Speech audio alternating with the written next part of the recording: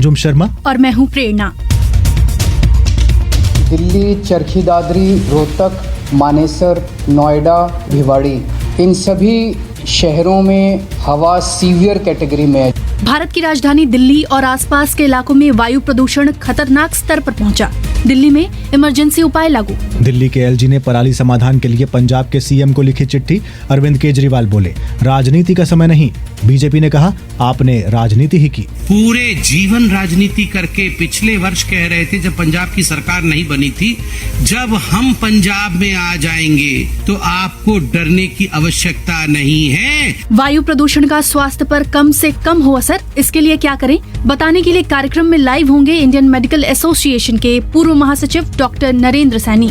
और आखिर कैसे होगा वायु प्रदूषण का समाधान, जानेंगे पर्यावरण की जानकार अनुमिता चौधरी से। पूरी इंडो गैंजेटिक प्लेन में जितने राज्य सरकार हैं, सबको मिलकर कदम लेना होगा। इम्प्लीमेंटेशन ही एकमात्र उपाय है। बताएंगे पाकिस्तान में इमरान खान पर हुए हमले के बाद कैसा है वहाँ का ताजा हाल। और होंगी T20 वर्ल्ड कप से जुड़ी खबरें और फिल्म रिव्यू भी। लेकिन सबसे पहले जानते हैं देश और दुनिया के पूरे दिन का हाल प्रेरणा से।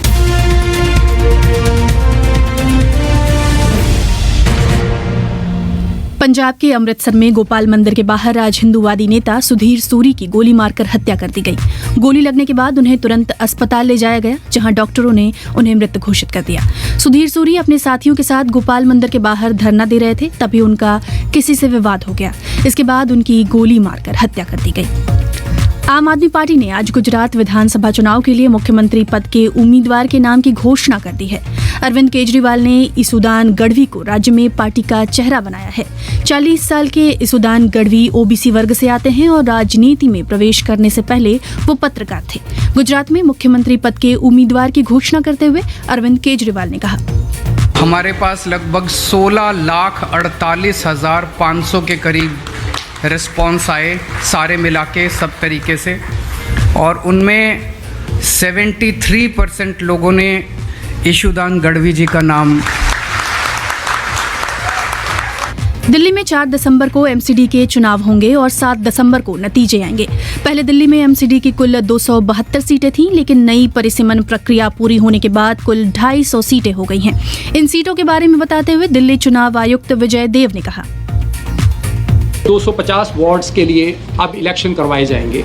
ये जो 250 वार्ड्स हैं, इसमें 2011 के सेंसस के हिसाब से 250 वार्ड्स में से 42 सीट्स को एससीज के लिए रिजर्व किया गया है, और उसके तहत out of the reserve seats 21 seats को विमेन के लिए रिजर्व किया गया है, एंड अदर सीट्स में से 104 सीट्स के लिए विमेन के लिए रिजर्वेशन की गई है।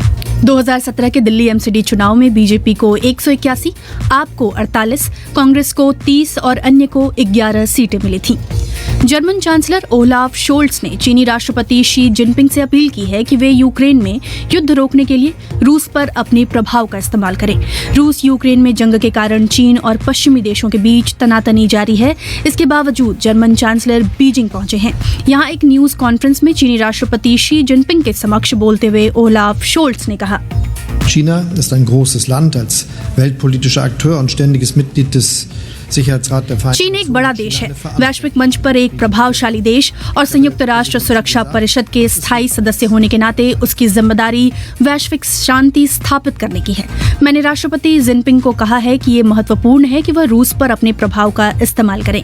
यह संयुक्त राष्ट्र चार्टर के सिद्धांतों का पालन करने के बारे में है, जिस पर हम सभी सहमत थे।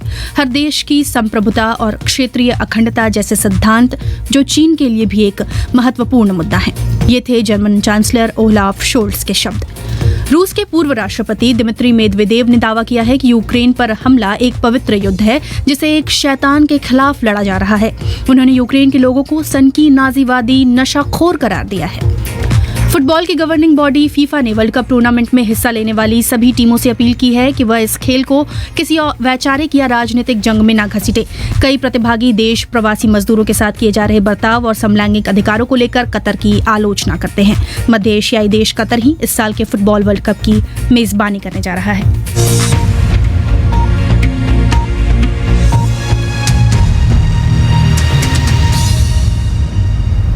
नमस्कार, ये बीबीसी हिंदी का पॉडकास्ट दिन भर पूरा दिन पूरी खबर है। हमारा ये प्रोग्राम अभी तक हफ्ते के 7 दिन शाम 7:30 बजे ब्रॉडकास्ट होता था, लेकिन अब से सोमवार से शुक्रवार यानी 5 दिन शाम 7:30 बजे ब्रॉडकास्ट होगा।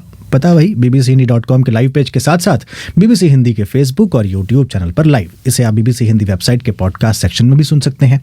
मैं हूं अंजुम शर्मा और मैं हूं प्रेरणा। आप दुनिया के किसी भी कोने में हो, प्रेरणा, एशिया हो, यूरोप हो, अमेरिका हो, अफ्रीका हो, वायु प्रदूषण से कोई भी अछूता नहीं है, कोई नहीं बच सकता। भारत से लेकर पाकिस्तान, लंदन से लेकर बीजिंग और मैक्सिको से लेकर जकार्ता, मुसीबत सबके पास एक सी है। देश की राजधानी दिल्ली स्मॉग चैम्बर बन गई है। अंजुम, AQI लेवल खतरनाक स्तर पर पहुंच गया है। दिल्ली सरकार ने इसके मद्देनजर फैसला किया है कि सभी प्राइमरी स्कूल यानी कल से शनिवार से बंद रहेंगी। राज्य सरकार के 50% कर्मचारियों को वर्क फ्रॉम होम करने के लिए कहा गया है। इसके साथ ही प्रेरणा, राज्य सरकार ने जो प्राइवेट ऑफिसेज हैं उनको कहा है कि आप भी इसका पालन करें, मतलब कंपेल नहीं कर रहे हैं, एडवाइजरी जारी की है। ऑड इवन लागू करने पर विचार हो रहा है। लेकिन हवा केवल दिल्ली की ही खराब नहीं है, आसपास के तमाम इलाकों की खराब है, ये कह रहे हैं दिल्ली के मुख्यमंत्री अरविंद केजरीवाल।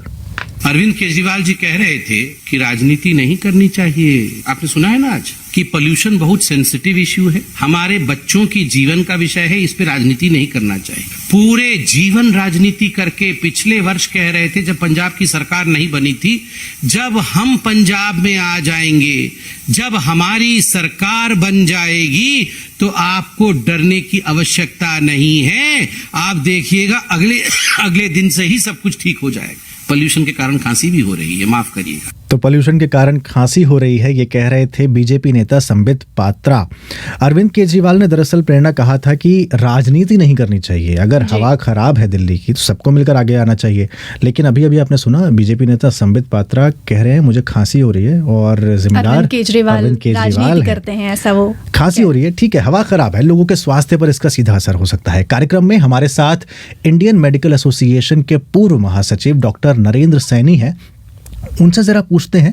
और जितने श्रोता इस समय यूट्यूब और फेसबुक पर हमें लाइव सुन रहे हैं, अगर आप भी डॉक्टर साहब से कोई सवाल पूछना चाहते हैं आपके स्वास्थ्य से जुड़ा हुआ और प्रदूषण से आपको कुछ दिक्कत हो रही है, तो आप पूछ सकते हैं, बता सकते हैं। डॉक्टर नरेंद्र सैनी, ये बताइए कि सबसे ज़्यादा असर इस प्रदूषण का किस वर्ग पर पड़ सकता है और क्या वर्ग से इसका कुछ लेना देना है या सबके लिए खराब है? देखिए अंजुम जी, पहला कि सबके लिए खराब है, ये तो बिल्कुल है, सभी के लिए खराब है।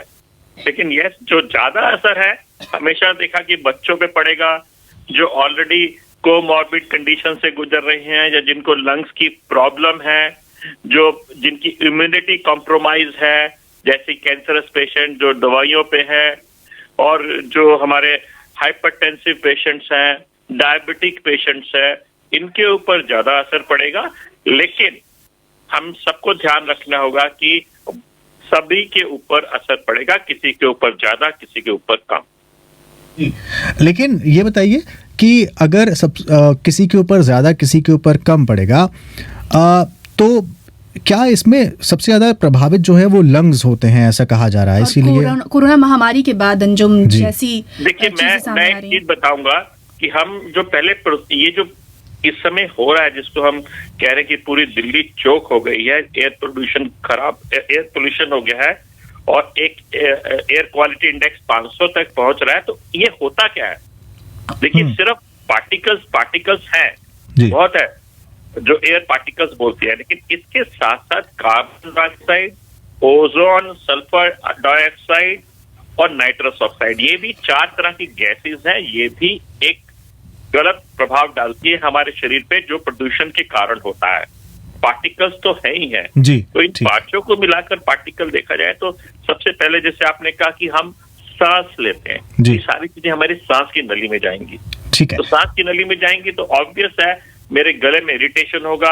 आप बता भी रहे थे कि एक हमारे बीजेपी के नेता कह रहे थे कि उनकी गले में खराश है। मैं आपको बताऊं कि आज तक मुझे कभी नहीं हुआ था। मुझे लग रहा है कि हमें इसकी भी जांच करनी चाहिए कि इस समय ये कौन कौन से प्रदूषण के कण ज्यादा है।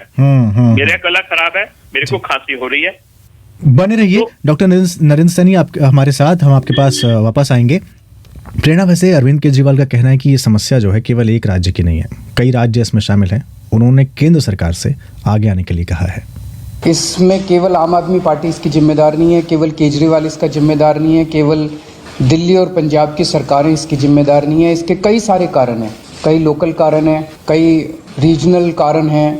एक राज्य की हवा एक राज्य में नहीं रहती, इधर से हवा उधर जाती है, उधर से हवा इधर आती है। तो जैसे हम कई बार कह चुके हैं कि इसमें केंद्र सरकार को आगे आके इसके ऊपर स्पेसिफिक कदम उठाने पड़ेंगे ताकि पूरे उत्तर भारत को प्रदूषण से बचाया जा सके।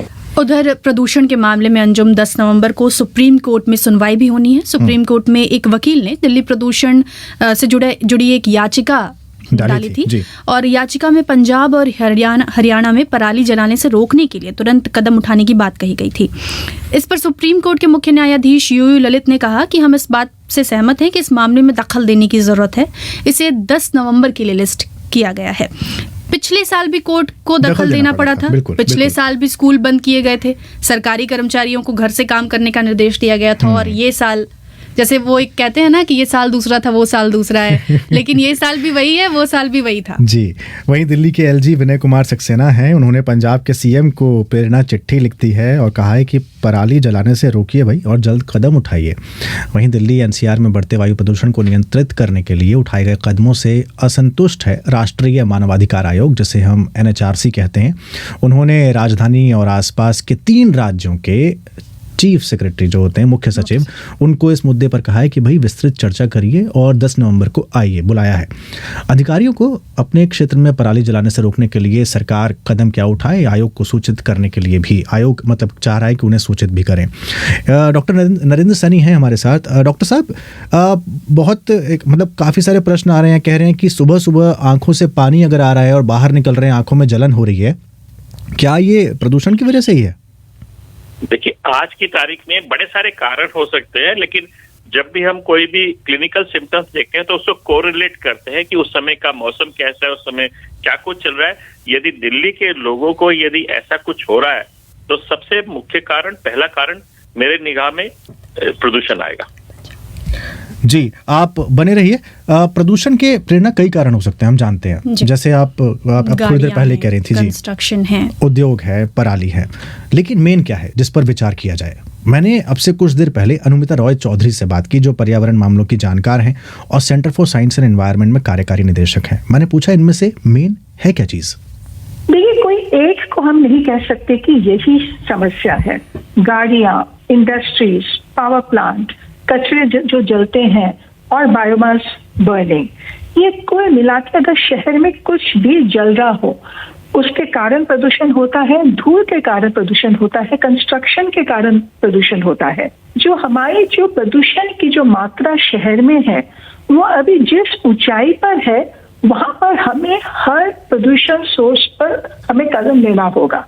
लेकिन कदम तो हर साल लिए जाते हैं। नहीं, देखिए, अब यहाँ पे 2 बातें हैं। एक है जो हर साल की जो बात हो रही है, 11 के समय जो हम कदम लेते हैं ग्रेडेड रिस्पॉन्स एक्शन प्लान के अनुसार, इसको हम इमरजेंसी एक्शन कहते हैं। मौसम में बदलाव आने के कारण प्रदूषण की मात्रा बहुत तेजी से बढ़ने लगती है, तो तब हम एक आपातकालीन स्थिति को समझते हुए क्या इमरजेंसी एक्शन ले ताकि प्रदूषण की समस्या और भी खराब ना हो। पर साल भर जो हमें काम करना चाहिए इंफ्रास्ट्रक्चर सिस्टम्स के लेवल पे और हर सेक्टर पे हमें जो काम करनी चाहिए वो नहीं उस पैमाने में हो पा रहा है जिस पैमाने में हमें उसे करना है। एग्जाम्पल तो 50% तक कचरे हाउसहोल्ड वेस्ट जो हम दिल्ली में जनरेट कर रहे हैं, सिर्फ 50% की कलेक्शन होती है और उसकी डिस्पोजल होती है।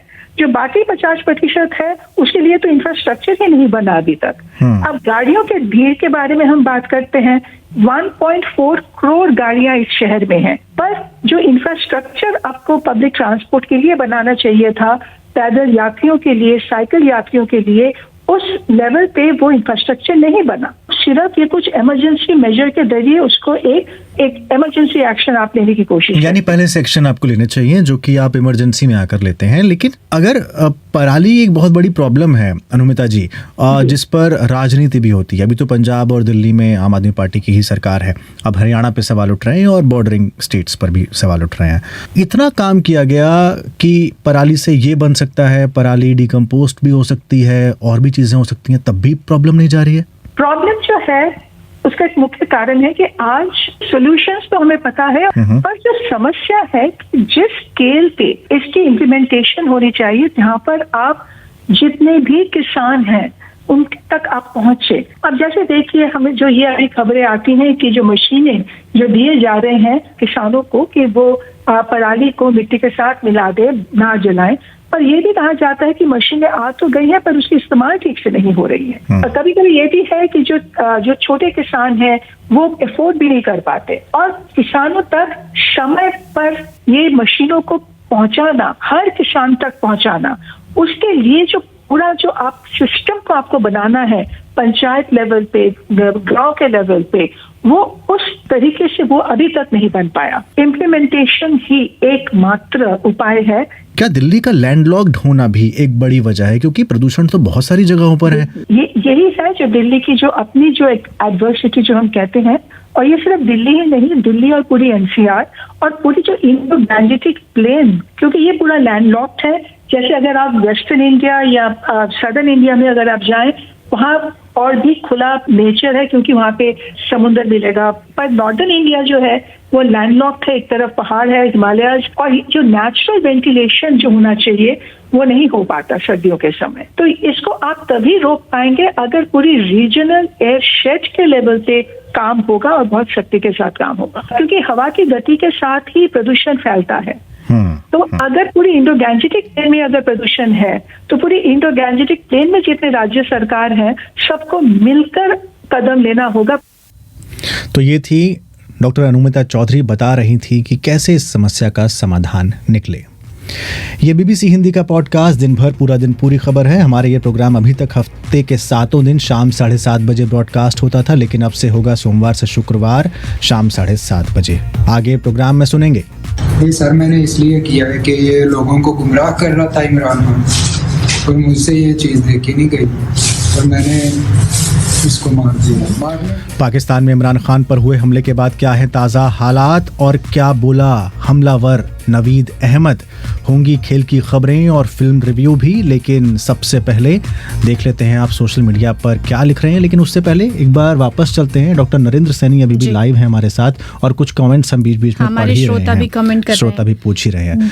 तो एक ही सवाल में मैं 2 सवाल करना चाहूंगी अंजुम। एक हमारे श्रोता पूछ रहे थे कि क्या अभी प्रदूषण के समय में मॉर्निंग वॉक पर जाना चाहिए? डॉक्टर साहब से मैं पूछना चाहूंगी, साथ ही उपाय क्या हैं इससे बचने के?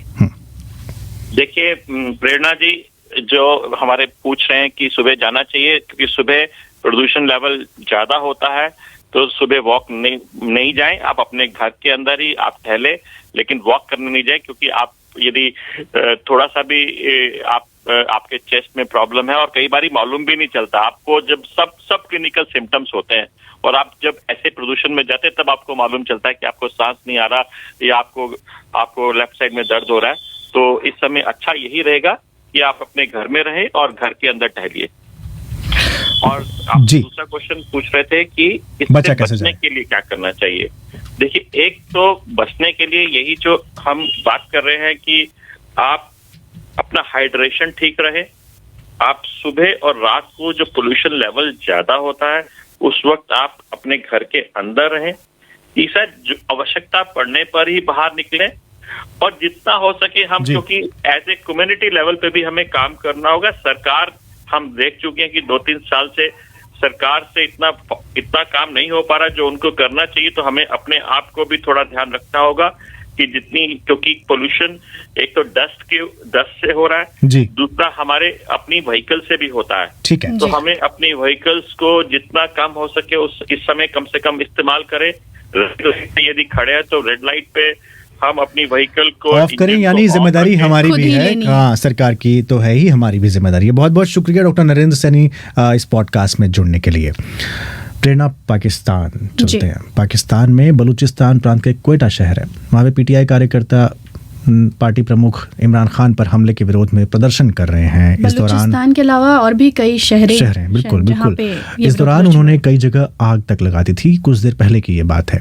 वहीं आप जानती हैं कल हमला हुआ था तहरीक इंसाफ के लॉन्ग मार्च का कंटेनर जब वजीराबाद के अल्लाहवाला चौक पर पहुंचा तो वहां अचानक फायरिंग शुरू हुई, जिसमें पूर्व प्रधानमंत्री इमरान खान समेत कुछ लोग घायल हो गए थे। 14 लोग घायल हुए।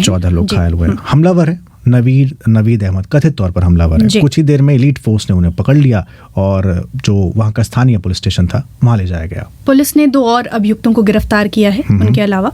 तो अभी इस पूरे मामले में जांच जारी है जी। और अभी जैसा कि हमें पता भी है कि थोड़ी देर में इमरान खान ने कहा था कि वो एड्रेस करेंगे पाकिस्तान के लोगों को, हालांकि वो शुरू नहीं हो सका है अभी फिलहाल। तो नवीद ने क्या कहा, क्यों उसने हमला किया, पहले वो सुन लेते हैं।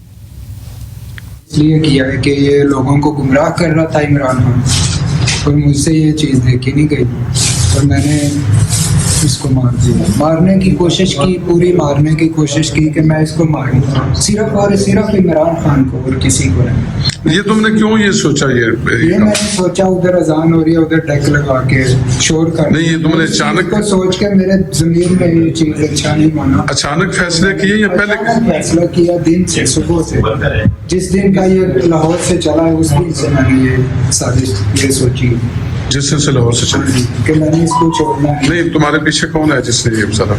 मेरे पीछे कोई नहीं है, मैं अल्हम्दुलिल्लाह। तुम्हारे साथ कितने लोग थे? कोई भी नहीं, अकेला। जब तुम घर से आए हो तो कौन था तुम्हारे साथ? अकेला था, बाइक अपनी पे आया हूँ, अपनी बाइक। बाइक कहाँ है तुम्हारी? बाइक मैंने मामू की दुकान पे खड़ी कर दी थी। तो ये नवीद अहमद थे जिन्हें कथित तौर पर हमलावर कहा गया और कल गिरफ्तार किया गया। अब पाकिस्तान से हमारी बीबीसी संवाददाता तरहब हमसे जुड़ी हैं, उनके पास चलते हैं।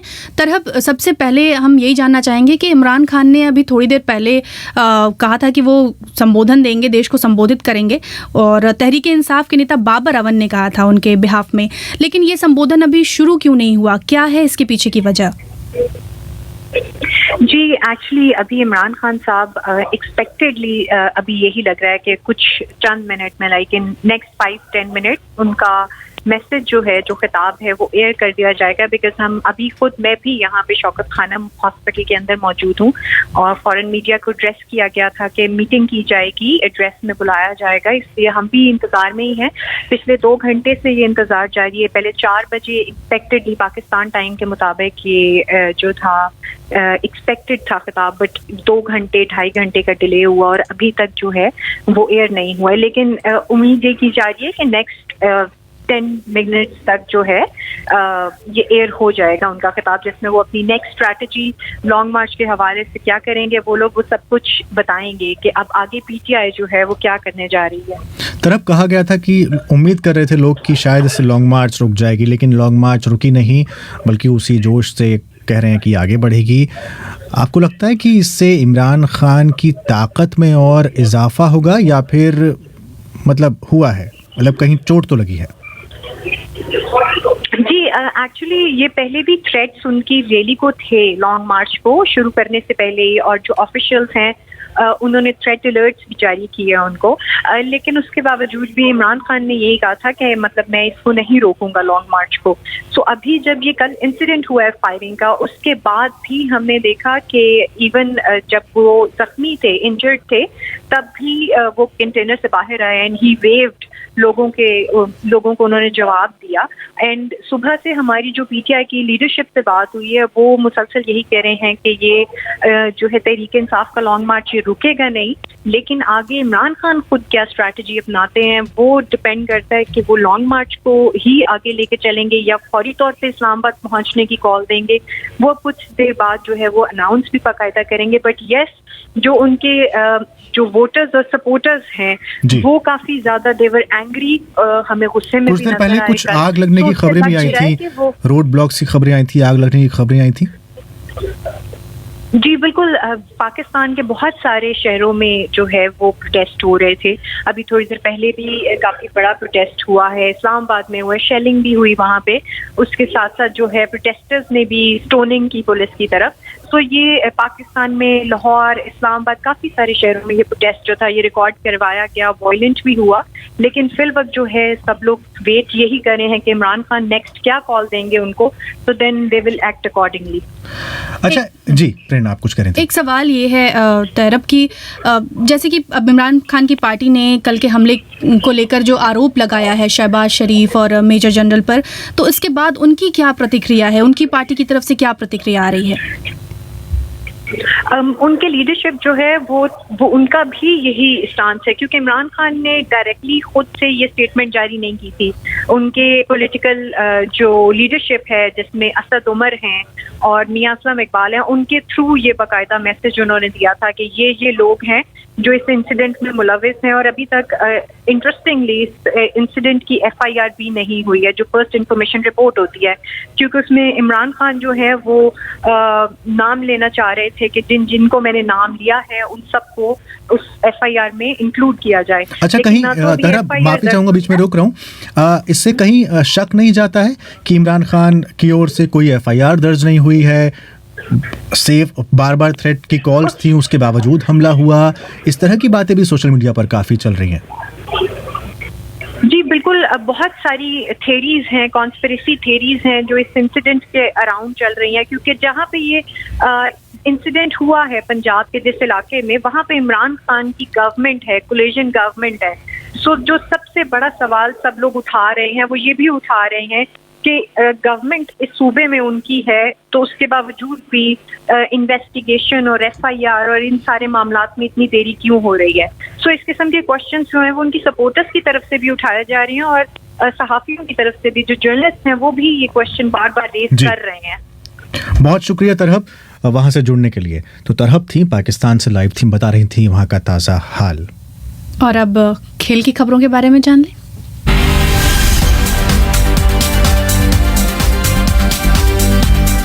तो T20 वर्ल्ड कप चल रहा है प्रेरणा, और खबर ये है कि न्यूजीलैंड पहली टीम है जो सेमीफाइनल्स में पहुंच गई है। सेमीफाइनल में पहुंचने वाली पहली टीम बनी, और वो बनी आयरलैंड को 35 रनों से हराकर। 35 रनों से उसने मात दी है आयरलैंड को।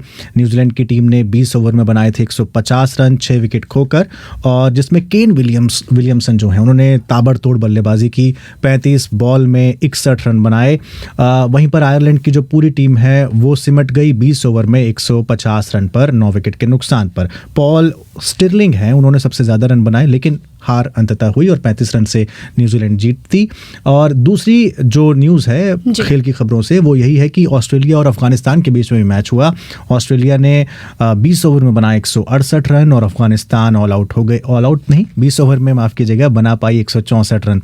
तो 4 विकेट से जो है ऑस्ट्रेलिया जीत गया। तो खेल की खबरों में फिलहाल इतना ही। और अब आज शुक्रवार है, तो शुक्रवार को जाते जाते फिल्मों की बात ना करें तो ये दिन ही अधूरा रह जाएगा। दिन ही अधूरा रहेगा। तो जानवी कपूर और सनी कौशल की एक फिल्म आई है मिली, देखें या नहीं, अर्नब बनर्जी से जानते हैं।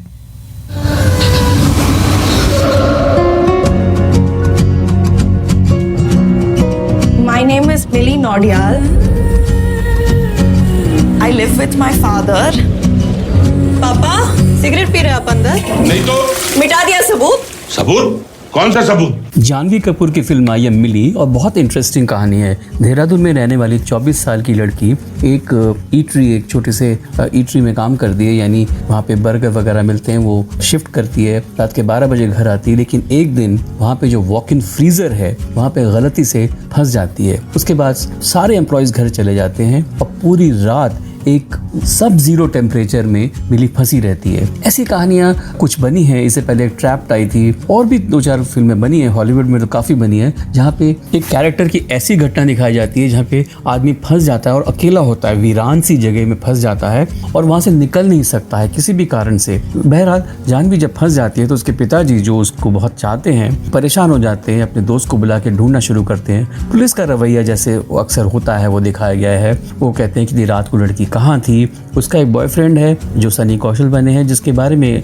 मनोज पावा यानी जानवी के पिता बने हैं उनको पता भी नहीं था। पूरी फिल्म में आप ऐसा सोचने में मजबूर हो जाएंगे कि अरे ये लड़की ऐसी है, अगर मैं ऐसी सिचुएशन में फंस जाऊं तो क्या होगा। जानवी कपूर ने पूरी जोर लगा दिया है एक अच्छे परफॉर्मेंस के लिए, और इसको हॉल में देखने में आपको बहुत मजा आएगा। फिल्म में अगर कोई कमी है तो ये है कि फिल्म बहुत टाइट हो जाती है। ऐसी फिल्मों में अक्सर डायरेक्टर्स लोगों को ये नहीं समझ में आता है कि इसको खत्म कैसे करें और क्या दिखाने की कोशिश की जाए जिससे कि इंटरेस्ट बना रहे ऑडियंस का।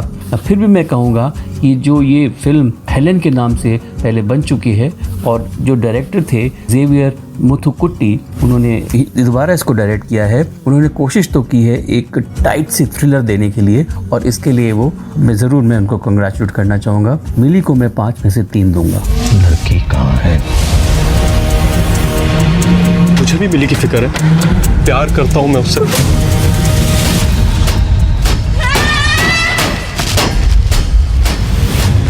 तो दिन भर पूरा दिन पूरी खबर में आज इतना ही। अब आपसे मुलाकात होगी सीधा सोमवार शाम 7:30 बजे। मुझे यानी अंजुम शर्मा और प्रेरणा के साथ स्टूडियो संभाल रहे थे अजीत सारथी। हम तीनों को दें इजाजत। नमस्कार।